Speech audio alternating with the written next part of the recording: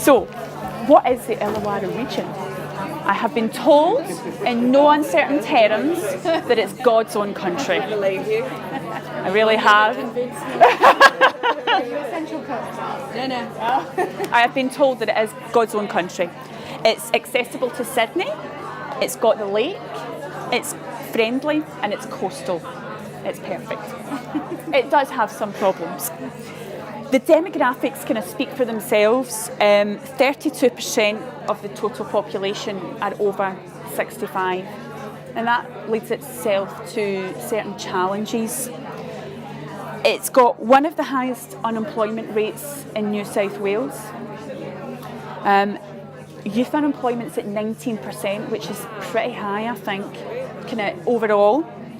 It's got an ageing population with limited aged care spaces, but it still really experiences difficulty in filling positions within the aged care services there. I spoke to one of the providers last week who told me that for RN posts, they sometimes get 1 application or 0 applications. Do you know, so that's not fantastic, really. So the Illawarra reference group came together and they were really clear that that was their major challenge. So how they set out to solve the problems of the high youth unemployment and the demand for staff is they decided that they wanted to try and attract a younger cohort of worker to ensure that they can grow their own. That's what they're trying to do. Their overall kind of aim is that they can get staff at a young enough age and train them so well, you know, to do all the things that we've spoke about today, to be resilient and flexible and kind of grow them through the sector so that they remain in the sector for decades. So that's what they're trying to do in this project. Their vehicle for doing that is the Young at Heart project.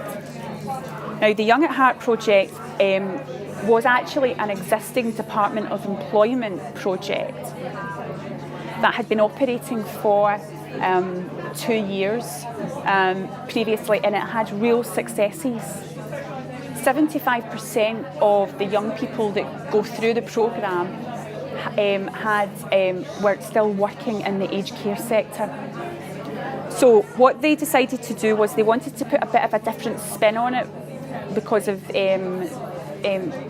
the WIN programme, and they wanted to look at targeting young unemployed people who are between the ages of 17 and 35.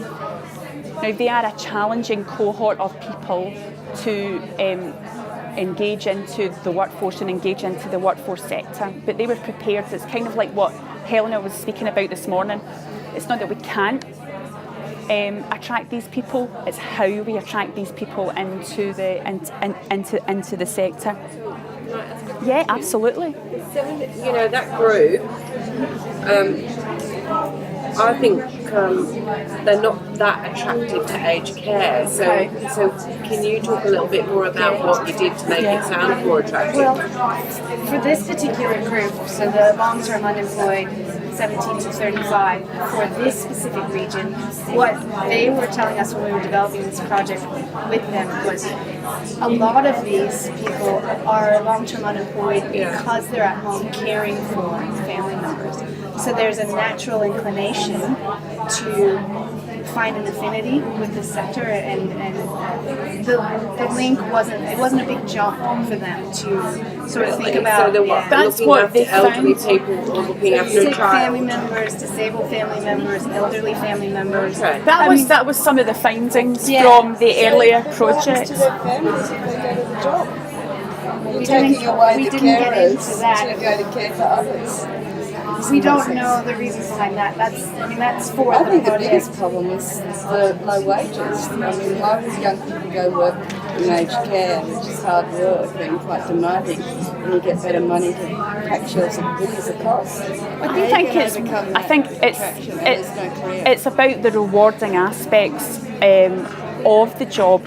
So the first cohort through was the most challenging cohort, but what we have now is we've got young people, 75% of the people that have been through the process are are still working in aged care. So But are they the people who have been forced because Yeah. they're unemployed? no, they haven't been forced. So I want to explain to you the process. They haven't been forced into it. They're They've not been targeting forced the into it. unemployed who have to get a job. Say that again? Well, you say they're the long-term I know what you're unemployed. saying. I think sometimes if There's they're long-term unemployed, they tend to make benefits. Oh no, So that they it's turn not over like and that. everything. No, it's absolutely not. It's absolutely not like that. There was a marketing campaign to kind of tell the story of what it's like to work in aged care, and how they developed that marketing campaign was to tell the stories of the young people that had been through the process and were working in aged care. So there was a booklet developed, case studies. The people they weren't forced, their Centrelink benefits weren't taken off them. It was absolutely nothing like that. They're targeting the long-term unemployed. But that's the audience, because what they want to do is they want to attract a younger cohort of worker. They're also not taking you because you're breathing, you've got a warm body, and you've said, yeah, I'll work in aged care.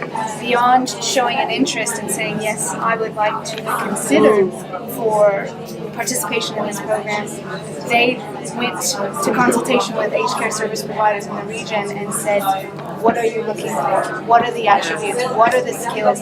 What are the qualities that you want? Because it hasn't been working the other way, where we just give you bodies and you fill spaces. That's right. They came up with what they're It's looking very for. similar to our project. And then in the South info East session is region from Melbourne. It's very similar. yes, It is very similar. Very similar. It's very They all have similar. We're not targeting long-term unemployed, but the this one recruitment, is, but yeah. Mid North Coast is targeting year 9, year But 10, year I 11. know people who are going to that who are young, who've been working at Coles for a long time, who are actually going to the recruitment day, which is what we're next week. Yeah.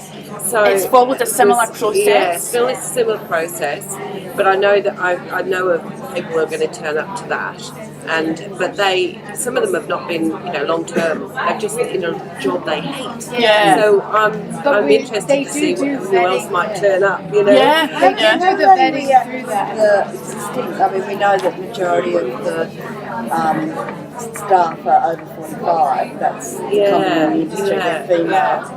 How do they react to that? Because what we hear anecdotally is the young ones can't hack it. They come in and it's too hard, it's too dirty, and they don't stay. Well, that's the mentoring. So, The mentoring is the key to How that. does the older workforce, the young person, do I that? don't think, look, my experience is we opened a new facility in Melbourne and we recruited 150 staff. Wow. And in a very short period of time, Yeah. and a lot of them are young people. Yeah. You have to do a lot of that mentoring. The mentoring is the key. But it's also It's it's the flipping key. the It's been, role. and we haven't had high turnover at all. Wow. So but there was a huge amount of effort at the front end. At the front end to get the right- Orientation. Do you put them in as new entrants on those low wages, or do you No. put them straight They in? weren't. No, they weren't. Those ones weren't. I think that's one thing that Okay. stops the young people going, because they've got to go in on that new entry wage, Yes. and yet they're doing the same job as everyone else. Yeah. It's a lot of places put them in at the same rate, and they get them. Yeah. And they're using them as cheap labour. Yeah. Do they know that? You know? Oh, we had that immigration bus the aged care up in the North Coast last week. So we know it's there. What they're looking to do in the Illawarra region is identify, what makes them an employer of choice, what makes them different from McDonald's and different from Coles. Why is it better? Well, what you're dealing with, Wages.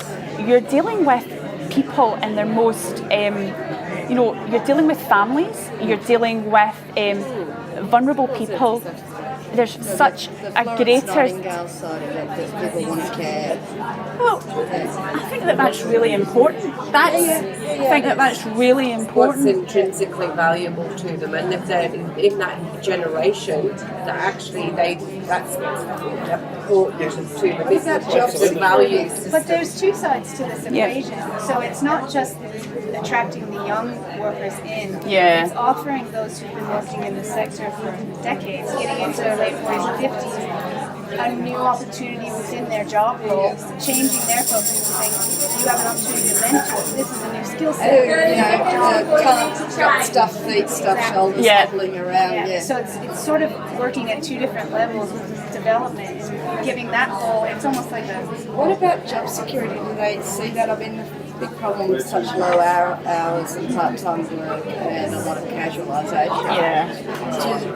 Do they kind of look at giving them full-time jobs rather than part-time? Yeah, as part, we never really get a chance to speak about this part, which is the development of a regional workforce strategy, and they're looking at those elements in that. So they're looking at the job security and the part-time. We never spoke about that. We never spoke about that. So they're doing it alongside. Yeah.